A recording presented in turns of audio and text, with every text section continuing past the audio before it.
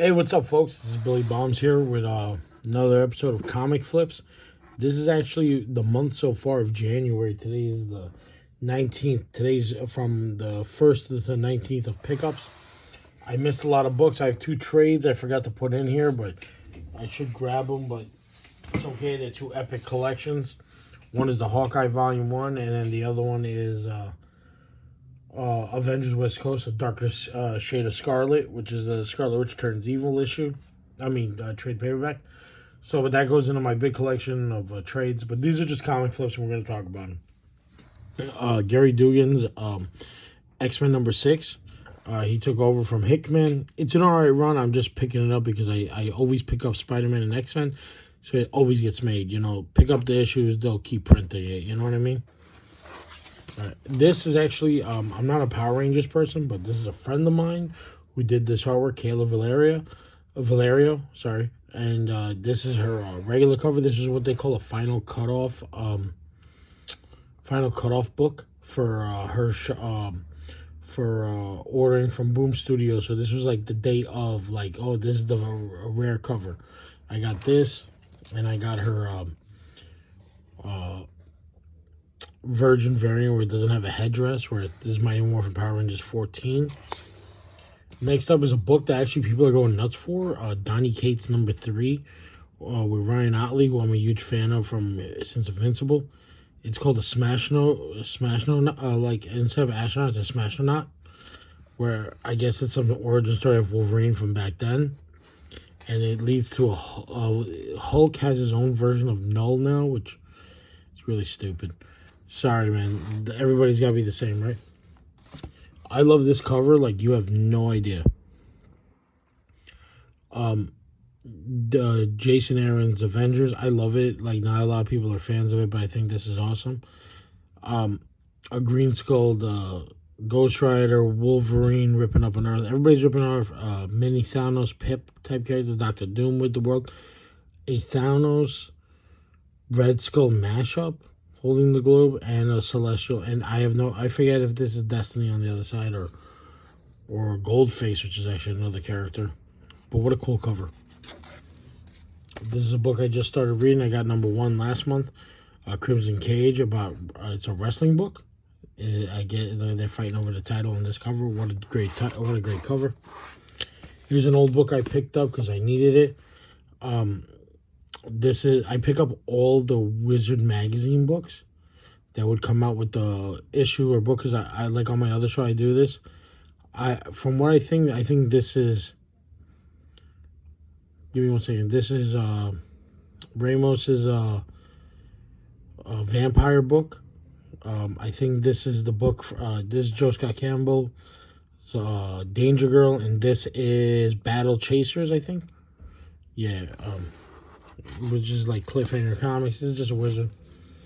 Another book I pick up, a friend of mine writes this that I grew up with, Becky Cloonan, and the covers are all Terry Dodson, so it's like 2 of my favorite people. So it's a great cover, and I always pick this up every month. This is a pretty good run. This is the new hot book everybody wants. The first appearance of Bloodstone. Like, she's the sister of another character. So I grabbed one of these. You never know when you can't find it later. The book has a weird cover right on her boob, and I don't want to be weird about it. The Stan Sakai's Usagi Yojimbo. I pick this up every month. I read it every month. It is the best book I'm reading. Like, I don't know what to say. I was reading this before I did the video. It brings back one of the old villains from the omnibuses, because I don't have the original run. I've been picking these up each month so that they continue to come out. Pick up floppies, always. Here's a book that I could not stop laughing at the cover, because instead of it says Everlast, it says Everlovin' on his trunks. I'm a big Thing fan. I love this. This is a good run. Walter Mosley's having fun with this. Keep going. Next up, here's a bunch of Spider-Mans, because now it's weekly. I am so far behind, I haven't read it, but I still pick it up every week. 85, 84, 85, 86. All right, here's the new book that everybody was talking about. I haven't had a chance to read it, but Adam used the cover, so I pick it up. She-Hulk, #1. The writer's name is Rainbow, so Rainbow Roswell, I think it is. I'm gonna give it a shot. Hopefully it's good. Her show's coming out soon, so a lot of people are getting ready for that. Okay, next up. This one I was excited about. Ron Lim and Ron Mars on Silver Surfer. These are the guys from the 90s. I got 2 versions of this. I'm a huge fan of Silver Surfer because he's like a foreigner. I'm a foreigner. I love it. Ron Mars is a legendary writer for a lot of cosmic stuff. He wrote Green Lantern when they did the Kyle Reiner run, where but they give him a lot of shit because he's also because he's also the guy who had a girl in a fridge story. Oh, you know what's really cool? I didn't even notice this, but it also has the old 90s logo, which I think is great, where it's always somebody, with a character in the middle. That is phenomenal. I feel like a little kid looking at this. This is, I'm going to check this out, this book. I got this cover, and I got this variant cover, which I love. This is great. I'm going to check it out. Ron Mars is fun. The Girl in the Fridge, where a lot of, fans, one of my favorite writers wrote about it, Gail Simone, and how horrible as women are in books, being murdered and all this stuff. And she's right. But he wrote that run where Kyle Reiner's first introduction and Hal Jordan gets possessed by Parallax. And he's a great writer. He gets a lot of flack for these books, but what can you do? It's good. Here's a good comeback that I didn't think was coming.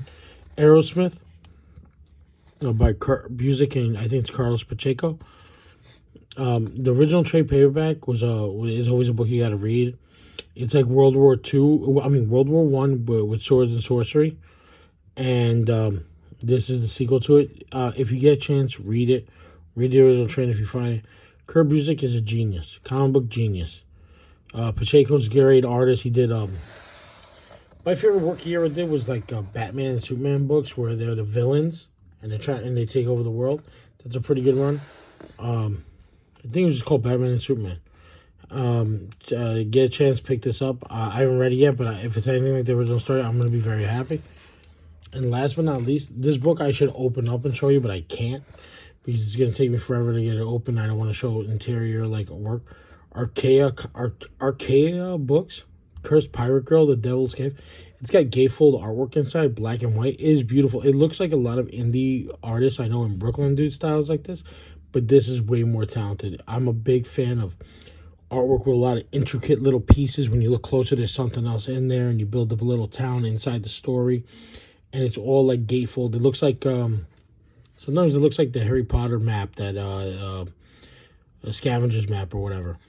But take a look, check out this book, check out the artwork. I grabbed it while watching somebody else look at it, and I looked over his shoulder, and as soon as he put it down, I grabbed it.